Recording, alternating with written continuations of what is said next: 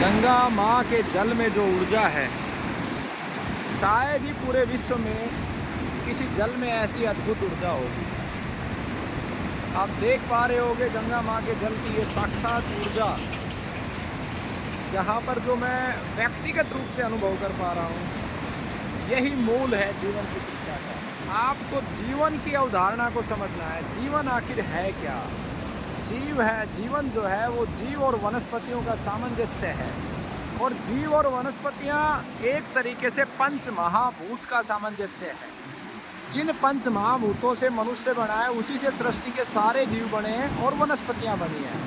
और बीमारी अगर उत्पन्न हुई है तो इन्हीं पंच महाभूतों में जो हमने विकृति लेके आए हैं हमारे जीवन शैली की वजह से, जल का प्रदूषण हो, वायु का प्रदूषण हो, पृथ्वी का प्रदूषण हो।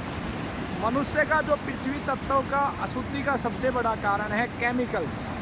सही वो ज़मीन के अंदर यूरिया, डीएपी और अन्य हानिकारक केमिकल हो, वो उसकी वजह से हो, या फिर अन्य और बहुत सारे इस प्रकार के केमिकल ज़मीन में पेंट के नाम से और अन्य प्रकार से डाले जाते हैं, वो पृथ्वी तत्व को अशुद्ध कर रहा है। इसी तरीके से जल के अंदर हमने विकृति लेके आए हैं। जल में भी बहुत सारे केमिकल फैक्ट्रियाँ डाल रही हैं, तो वो जल तत्व में विकृति है। इसी तरीके से वायु तत्व में, और इसी तरीके से आकाश तत्व में, अग्नि तत्व में जहाँ हम रोटी शुद्ध अग्नि की खाते थे, जो विविध प्रकृति की दी हुई वनस्पतियाँ थी, नीम की लकड़ी, पीपल की लकड़ी को तो जलाने का प्रावधान नहीं है, वो बहुत अलग विषय है।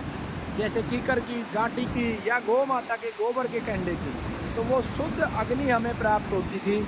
और इसी तरीके से जीवन हमारा पंच महाभूतों का शुद्ध होता था। जब पंच महाभूत शुद्ध होते थे, जीवों से हम प्रेम करते थे, इसी से जीवन हमारा चलता था। और यही सार है जीवन चिकित्सा पद्धति का।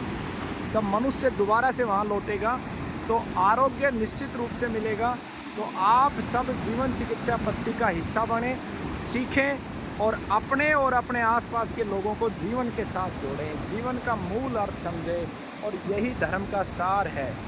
प्रकृति के समस्त जीवों की रक्षा करना, वनस्पतियों की रक्षा करना और पंच महाभूत की रक्षा करना, यही प्रकृति का सार है।